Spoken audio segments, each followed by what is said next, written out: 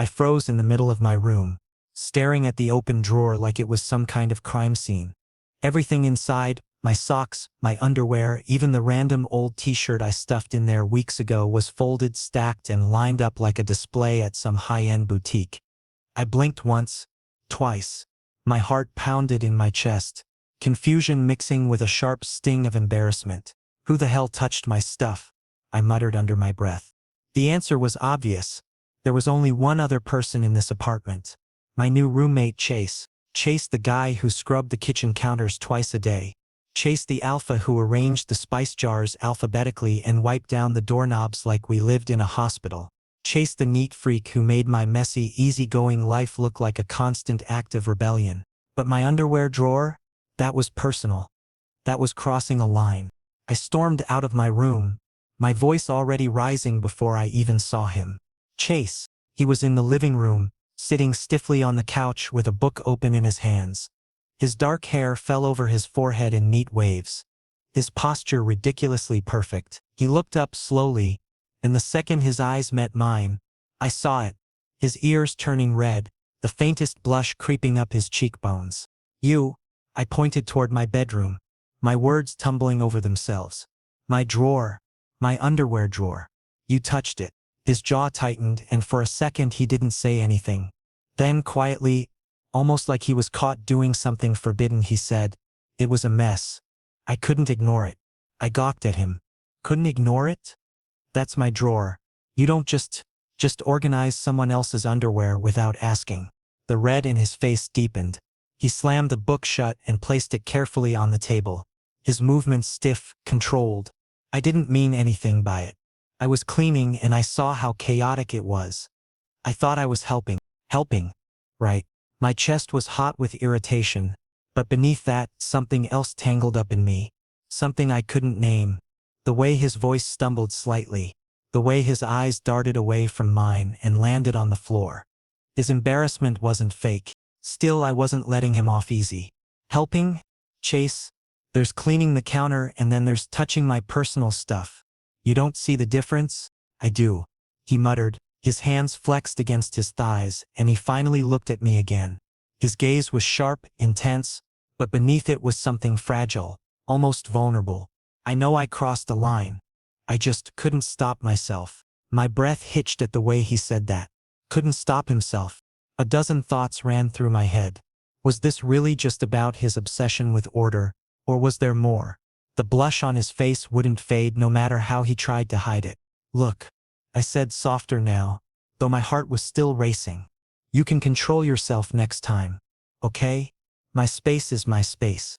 Chase pressed his lips together. His throat bobbed as he swallowed. Fine. But his voice didn't sound fine. It sounded strained, as if he was holding something back. Silence fell between us, heavy and awkward. I shifted my weight, suddenly too aware of the closeness of the room, of the faint cedar and clean linen scent that always clung to him. He was infuriating, but right now, standing there with his face red and his composure cracked, he looked different, human, almost shy, and that unsettled me more than the drawer. I turned away before I could say something stupid, mumbling, "Just don't do it again." But as I walked back to my room, my mind wouldn't let go of the image of his red face, the way he looked like he'd been caught with his hand in a jar of secrets. When I shut my bedroom door and leaned against it, I pressed a hand to my chest. My heart was still racing. Not from anger anymore, but from something else. Something I didn't want to admit. Not yet. By the end of that night, one thing was clear. Chase wasn't just a neat freak roommate. He was a mystery. And his red face had revealed something he probably never meant me to see. And I couldn't stop thinking about it. The morning after the whole drawer disaster, I woke up to the smell of garlic and butter. My stomach grumbled before my eyes even opened. When I dragged myself to the kitchen, I found Chase standing there like some TV chef. Apron tied tight around his waist, sleeves rolled neatly up to his elbows, a knife moving in precise, sharp motions. He didn't just cook, he orchestrated. Each vegetable lined up like little soldiers, each slice identical, like he was measuring with his eyes. I leaned against the doorframe and smirked. You know, normal people just chop onions. They don't perform surgery on them. Chase didn't even glance up. Normal people also don't leave dishes in the sink overnight. I rolled my eyes. Touché. But my grin widened. It was almost too easy to poke at him to break that perfect calm he carried around like armor. Seriously though, I said, pushing off the wall and walking over. Are you secretly recording a cooking show I don't know about? Should I clap and say yes, chef? That earned me a quick look. Sharp eyes flicking my way, his lips twitching like he was fighting the urge to smile. Maybe if you did, you'd actually learn something. I gasped dramatically. Did Mr. Neat Freak just make a joke? I'm capable of humor, he said flatly, but I caught the corner of his mouth curve before he looked down again. That tiny crack in his serious facade did something weird to me. I grabbed a piece of toast from the plate just to annoy him, and took a big bite. Crumbs scattered across the counter. His nostrils flared. You're doing that on purpose. I chewed slowly, meeting his glare with a smug grin. Maybe. It felt like a game. Me pushing, him resisting. And yet under it all there was this hum of tension neither of us acknowledged out loud. Later that day, I was sprawled on the couch, scrolling through my phone when my friend Ryan texted, "In the area. Wanna hang?" Ryan was one of those people who could light up a room with just his laugh. We hadn't seen each other in months, so I quickly typed back, "Yeah, come over." When he showed up an hour later, Chase was in the kitchen again. Of course, Ryan barreled in with his usual energy, wrapping me in a hug so tight it knocked the air out of me. "Eli," he exclaimed, ruffling my hair. "Still alive, huh? Thought your new roommate murdered you with rules and coasters." I laughed. "Barely. You're not wrong." Ryan dropped onto the couch beside me, stretching out like he owned the place. His scent was warm and familiar, not overwhelming, just comfortable. It made me relax instantly. But when I glanced toward the kitchen, Chase was standing in the doorway, arms crossed, his gaze locked on us like a hawk. His expression was unreadable, but his jaw was tense, and his eyes, sharp green, narrowed just slightly. "Ah," Ryan said, noticing him. "This must be the famous Chase." Chase nodded once. "Roommate." His voice was clipped, polite, but there was a weight in it that made Ryan raise his brows. Ryan, being Ryan, just grinned and held out his hand. "Cool to meet you, man." Chase didn't take it right away. His eyes flicked to where Ryan's arm was slung casually along the back of the couch, right behind my shoulders. Then he stepped forward, shook Ryan's hand firmly and retreated again. Ryan chuckled under his breath. "Intense guy." I elbowed him. "He can hear you." But Ryan wasn't wrong. The air was heavy, and every time Ryan laughed too loud or leaned a little closer to me, I felt Chase's gaze like heat on my skin. When Ryan excused himself to the bathroom, I found Chase leaning against the kitchen counter, arms still crossed. "Problem?" I asked, arching a brow. He didn't hesitate. "I don't like him here." My lips parted in disbelief. "Excuse me?" "He doesn't live here," Chase said firmly. "And he's too comfortable." I frowned. "He's my friend, Chase. We've known each other for years." His eyes darkened. "Does he always touch you like that?" The question made my chest tighten. There was no mistaking the tone. Possessive, sharp, jealous. I stepped closer, challenging him. "What's it to you?" For a heartbeat, neither of us moved. His jaw clenched, his breath shallow. Then he muttered, almost under his breath, "It's everything to me." But before I could react, Ryan came back, cheerful as ever, breaking the moment. Chase pushed past us, disappearing into his room without another word. That night, lying in bed, I couldn't sleep. I replayed the look in his eyes, the way his voice dipped when he said those words. It wasn't about neatness. It wasn't about order. It was jealousy. And instead of scaring me, it left me burning inside, restless, craving an answer to the question I didn't dare ask. Why did Chase care so much who touched me? Ryan didn't leave until late that night.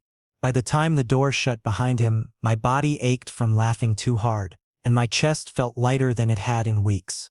Ryan always had that effect, like sunshine barging into a dark room. But as soon as silence settled, I noticed Chase's door still closed. No sound from inside. I hesitated, then shrugged it off. He'd been moody all evening, and I wasn't about to chase him down. The next few days, though, the tension only got worse. He barely spoke to me except to remind me about chores, or to tell me I'd left my shoes in the wrong spot. His words were sharp, His tone clipped. It was like the easy banter from before had vanished. One night, lying on the couch scrolling through my phone, Ryan called me. The second I picked up, he was joking about how uptight Chase had looked. I laughed, loud and unrestrained, not caring if Chase overheard. "Man," Ryan said between chuckles. "Does he ever relax?"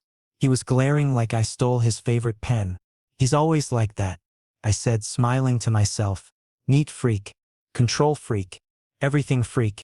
Ryan's laugh boomed through the phone and I joined in.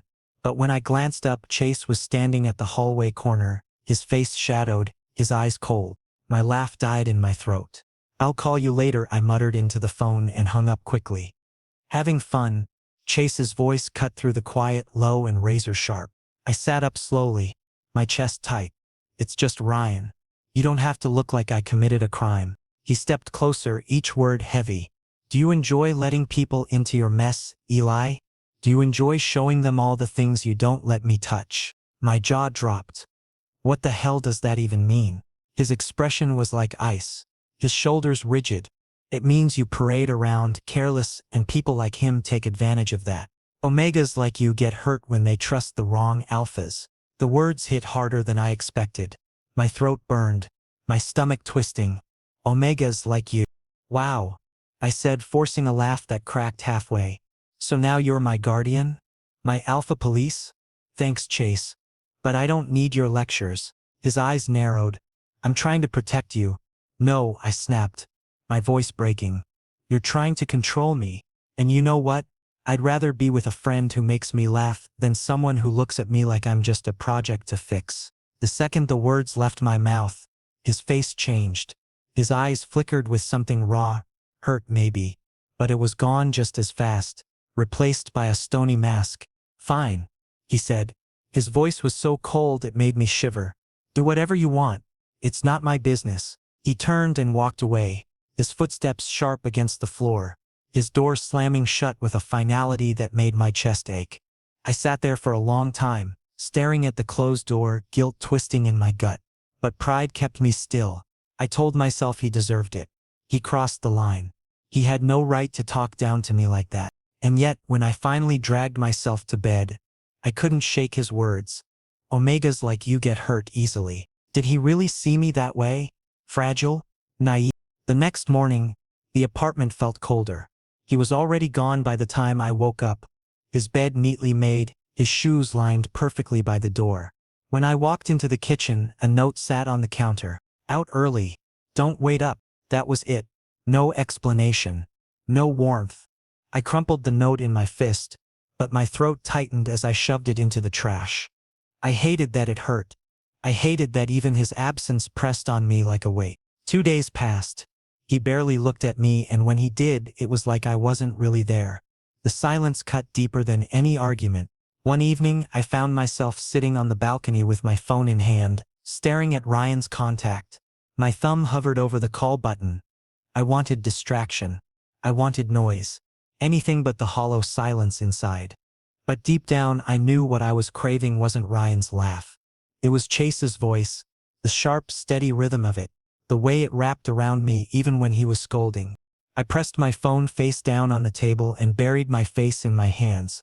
"Why do you get under my skin so much?" I whispered into the empty night. The next morning, I ran into him by accident in the hallway. We stopped inches apart, both frozen. His scent hit me first, cedar and something warm beneath it, something that made my chest tighten. I opened my mouth, desperate to say something, anything, but he spoke first. "Don't be late with rent." His voice was flat, mechanical, like I was just another task on his list. I flinched. He walked past without another glance. My fists curled at my sides, tears stinging my eyes. He was shutting me out completely, and maybe I deserved it. But the worst part wasn't his words. It was realizing how much they mattered to me. That night, lying awake in the dark, I replayed everything. His jealousy, his warning, his harsh tone. He said I'd get hurt trusting the wrong alphas. But right now, the only one hurting me was him. And I hated that I still wanted him to care.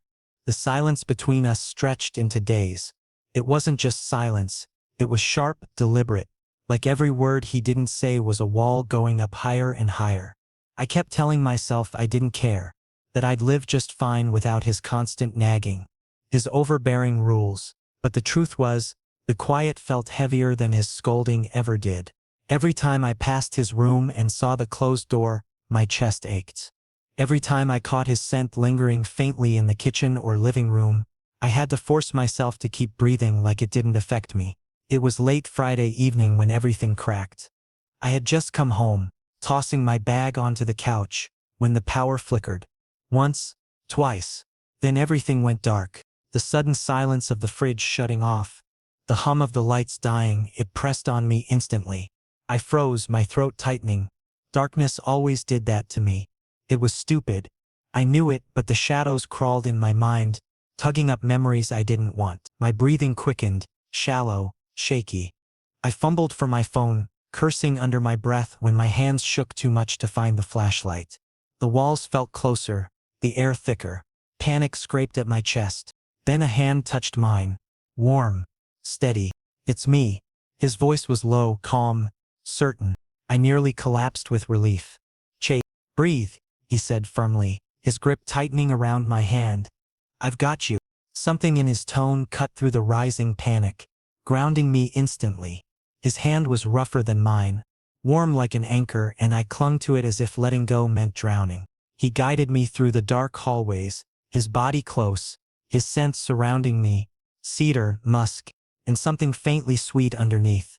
My shoulder brushed against his arm, and even in the dark, I could feel the tension in him, the careful control. Why is it so dark?" I muttered, my voice trembling. "Circuit blue," he answered calmly. "Building's old. Relax, we'll be fine." Easy for him to say. My pulse was racing. My chest still ached. But with his hand holding mine, steady and firm, it didn't spiral out of control. He opened his door and tugged me inside. A faint scratch of a match, then the glow of a candle lit the room. The soft flickering light painted his features in gold and shadow. His sharp jaw, his intense green eyes, the lines of tension carved into his face. It all looked different here, softer somehow, more vulnerable. I sank onto the edge of his bed, trying to steady my breathing. My voice cracked when I spoke. "I hate the dark." I noticed. He set the candle on the desk, the flame catching in his eyes. Then he crouched in front of me, hands resting lightly on my knees. "You're safe, Eli. Nothing's going to happen while I'm here." The words hit harder than I expected. My chest loosened, but my throat tightened for a different reason. "Why do you care?" I whispered. His lips pressed together, his jaw flexing. "Because I can't not care." The silence after that was thick, heavy with things neither of us wanted to admit. I stared at him, at the faint redness dusting his ears, at the way his hands gripped his knees like he was holding himself back. "Don't say things like that," I muttered. "Why not?" His voice was sharper now, desperate. "Do you really not see it? Do you think I'm cold because I don't feel?" "Eli, I feel too much. That's the problem." My breath caught. I couldn't look away. The candlelight flickered between us, and in that fragile glow, his mask cracked wide open. He leaned closer, his forehead nearly brushing mine. His voice was rough, almost a whisper. "You drive me insane. Every laugh, every careless mess you make, it gets under my skin. And when I see someone else touching you," he swallowed hard, his eyes burning into mine. "It feels like I can't breathe." My chest twisted painfully. All the nights of silence, the sharp words, the cold walls between us, they all unraveled in that moment. It wasn't indifference. It was the opposite. I wanted to speak, to tell him I felt it too. The strange pull, the way he lived in my head even when I tried to push him out. But my voice failed me. Instead, I whispered the only thing I could. "Then why do you hurt me with your words?" His face fell. For the first time, Chase looked helpless. "Because if I don't push you away, I'll want more than I should." The words hit me like a blow. My heart pounded, my throat dry. He wasn't hiding anymore. The room was too small, too warm. The candlelight painting us into a corner where there was no escape from the truth. He sat beside me slowly, his shoulder brushing mine. Neither of us moved for a long time. My pulse thundered in my ears, and every time I glanced at him, he was already looking at me, his gaze unreadable but burning. I didn't lean in. He didn't either. but the closeness was suffocating, intoxicating. When the lights finally flickered back on an hour later, I jumped slightly, blinking at the sudden brightness. Chase exhaled slowly, pulling back just a fraction. "You're okay now," he said softly, almost reluctantly. I nodded, but the truth was, I wasn't okay. Not at all. Because the moment his hand let go of mine, I realized something terrifying. I didn't just want his protection. I wanted him. I woke up in a place that wasn't mine. For a moment confusion swept through me. The blanket was tucked perfectly around me. The pillow smelled faintly of cedar and soap, and the room was spotless, almost military neat. Then it hit me. Chase's room. The memory from last night slammed into me like a wave. The blackout. The candlelight. His hand holding mine. His voice saying he cared too much. I sat up slowly, pressing a hand to my chest as if that would steady my racing heart. His bed was firm, the sheets crisp, but all I could focus on was the faint warmth left behind where he must have slept beside me before getting up. The door creaked open. Chase stepped in, holding a mug of coffee. His hair was slightly mussed, his white t-shirt clinging to his chest in a way that made it hard to breathe. When his eyes landed on me, something flickered across his face. Relief, maybe. "You're awake," he said quietly. He set the mug on the desk. "You slept okay?" I nodded, my throat dry. "Yeah. Thanks for last night." He didn't answer right away. He just leaned against the desk, arms crossed, studying me like I was something fragile. It made me fidget under the weight of his stare. "Don't look at me like that," I muttered. "Like what?" His voice was calm, but his eyes didn't waver. "Like you can see every mess inside me," I whispered. For the first time, his expression softened completely. He walked closer, crouching so his eyes met mine. "Because I do see you, Eli. Even when you think you're hiding, you laugh and act careless. But I can tell when your hands shake. I can tell when you're pretending." My chest tightened painfully. No one had ever said that to me. No one had ever seen past the act. I swallowed hard, fighting the burn in my throat. "Why do you pay so much attention?" His lips parted, then pressed together again. He looked down, like the words were heavy. "Because I can't stop. I notice everything about you. The way you hum when you're nervous. The way you kick your foot when you're lying. Even the way you pretend Ryan's jokes don't make you uncomfortable when they do." I froze. "How would you?" "Because I was watching," he said, his voice rough, raw. "I'm always watching. And it's driving me insane." My breath caught. The room felt too small, too charged. I wanted to tell him he wasn't alone, that I noticed things too. The way his jaw tensed when he tried not to smile. The way his ears turned red when he was embarrassed. The way his scent grew warmer when he was close to me. But the words stuck in my throat. Instead, I whispered, "You make it sound like you, like me." The silence after that was deafening. His eyes locked on mine, his jaw tight, his chest rising and falling fast. For a second I thought he'd finally say it. I thought the truth was about to spill out. But he stood abruptly, turning away, running a hand through his hair like he needed air.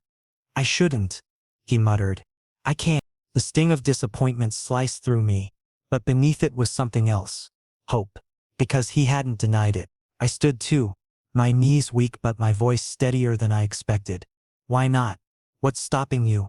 He froze, his back still to me, his fists clenched at his sides. "Because once I say it, there's no going back. And I don't know if you're ready to hear it." My heart thundered so loud I thought he'd hear it. I wanted to scream at him that I was ready, that I'd been waiting for him to just admit it. But my lips trembled, the words refusing to come out. So instead I stepped closer, close enough to feel the heat radiating off his back. My hand hovered, then lightly brushed his arm. "Chase." He turned slowly, his eyes burning with everything he wasn't saying. We stood there, inches apart, breathing each other in. His hand twitched like he wanted to reach for me, but he held himself back. I whispered, barely audible, "I don't want you to stop noticing me." His eyes widened, his control visibly cracking. For a moment it felt like the world narrowed to just us. The faint hum of the fridge, the sunlight spilling in through the blinds, the space between our lips that begged to be closed. But he didn't move. And neither did I. The moment stretched, heavy with everything unspoken until finally he exhaled shakily and stepped back. "We should eat," he said, his voice low. The spell shattered, leaving me standing there with my heart aching. We sat at the table later eating in silence. But every glance we stole carried the weight of what almost happened. That night, lying awake in my own bed again, I replayed every second. The way he looked at me, the way his voice cracked. We hadn't confessed. But in a way, everything was already said. And it terrified me how badly I wanted more. Ryan texted me 2 days later. "Party tonight. You coming?" Normally, I would have said no. But the silence between Chase and me was suffocating again. After that morning in his room, after the almost confession, he had retreated into himself, like he was afraid of what might slip out if he let his guard down. And me, I was going insane, replaying every second, every look, every word. So when Ryan texted again, "Don't be boring, Eli. I'll pick you up at 8, I said yes. I was slipping on my jacket when Chase appeared in the doorway of the living room. His eyes flicked to my outfit, then to the shoes I was lacing up. His jaw tightened. "Where are you going?" His voice was sharp, low. "Out," I said casually, even though my pulse spiked. "With Ryan," he guessed, his lips pressing into a thin line. I didn't confirm, but I didn't deny it either. I grabbed my phone, but before I could stand, his hand shot out, gripping my wrist. Not hard, but firm enough that I froze. "Don't go," he said. I blinked at him. "What?" His eyes burned into mine, desperate and raw. "Don't go with him." A hollow laugh slipped out. "Why not? You're not my alpha, Chase." The second I said it, regret clawed at my chest. His grip loosened, his expression twisting like I'd punched him. "I know I'm not," he said, voice rough. "But I can't stand the thought of you with anyone else." His throat bobbed as he swallowed hard. "It kills me, Eli." My heart slammed against my ribs. I couldn't breathe. "Why?" My voice cracked. "Why do you care so much?" He exhaled shakily, running a hand through his hair, pacing like he couldn't contain it anymore. Finally, he turned back, and his mask shattered. His words spilled out, raw and unfiltered. "Because I'm in love with you. Because every time I see you laugh with someone else, it feels like I'm losing something I never even had. Because you're messy and careless and you drive me insane. But you're also the only person who makes this place feel alive. You're the only person who makes me feel alive." I stood frozen, my chest aching, tears burning at the corners of my eyes. "I tried to fight it," he went on, his voice breaking. "I told myself I shouldn't, that I didn't deserve you, that I had to stay in control. But the truth is, I can't. I can't not want you. I can't not need you." Silence crashed over us. My knees felt weak. For a moment all I could do was stare at him, at his trembling hands, at the way his eyes begged me not to reject him. Then my voice finally came, shaky but sure. "Then prove it." He stilled. "What?" I stepped closer, my heart hammering so loud I thought he'd hear it. "Don't just clean my mess, Chase. Don't just hold me when the lights go out. Prove it. Prove I matter to you the way you say I do." For a second he didn't move. Then his control cracked completely. He surged forward, his hands cupping my face, his lips crashing into mine. The kiss was desperate, unpracticed, but it was everything. His mouth was warm, demanding, and when he pulled me closer, I felt the truth in every touch he had been holding back for so long. And now he was finally breaking free. I clutched his shirt, gasping against his lips. The tears finally spilling over. He kissed them away, whispering between breaths, "Mine. You're mine, Eli." And for once I didn't argue. When he pulled back, his forehead resting against mine, his breath shaky, I whispered, "I wanted you to say it. I wanted you to stop pretending." His eyes softened though his cheeks were still flushed. "I'm done pretending." The weight that had been crushing me for weeks lifted all at once, replaced with something terrifying but beautiful. I smiled through the tears, pressing my face into his chest. "Guess you finally admitted what that red face of yours gave away from the start." He chuckled softly, the sound rumbling through me, his arms tightening around my waist. "You noticed?" "Of course I noticed," I said, looking up at him. "I notice everything about you too, Chase. Even when you think you're hiding." For the first time since we met, his smile was unguarded, wide and real. And it was worth every fight, every harsh word, every sleepless night. Later, when we finally collapsed onto the couch together, his arm around me and my head resting against him, the silence was different. Not heavy, not cold, just warm, steady, safe. He kissed the top of my hair, whispering, "You drive me crazy, Eli. But I wouldn't have it any other way." And as I closed my eyes, my heart steady for the first time in weeks, I realized something simple but certain. I didn't just want him. I already belonged to him. And maybe, just maybe, he belonged to me too.